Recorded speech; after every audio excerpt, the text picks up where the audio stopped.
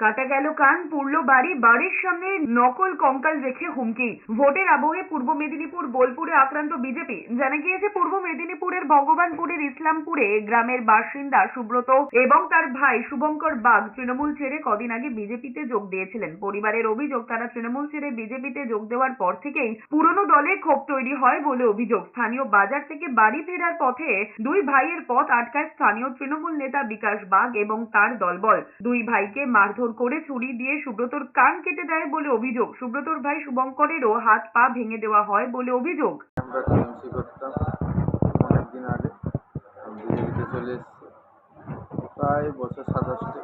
সেদিন থেকে টিএমসি লোকের টার্গেট গন্ডগোল করার জন্য বিকাশ ভাইয়ের নেতৃত্বে আগে আমাদেরকে ঘরছাড়া করে দিয়েছিল। এখন সুযোগ বুঝে গতকাল রাত্রে হঠাৎ করে অ্যাটাক করে আমার কান কেটেছে, আমার ভাইয়ের হাত পা ভেঙে দিয়েছে।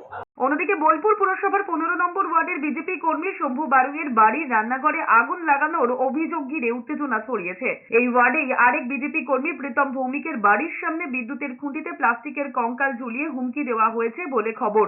দুটি ঘটনায় তৃণমূলের বিরুদ্ধে অভিযোগ হলেও পুলিশ কোনো ব্যবস্থা নেয়নি বলে অভিযোগ বিজেপির। এদিকে খুলির উপর বসা এক ব্যক্তির পোস্টার ঘিরে তৃণমূল বিজেপির মধ্যে চাপানুতর শুরু হয়েছে ব্যারাকপুরে। পোস্টারে যে ব্যক্তি কঙ্কালের উপর বসে তার নাম দেওয়া হয়েছে পল্টু সিং, লেখা হয়েছে খুনিকে ভয় নয়।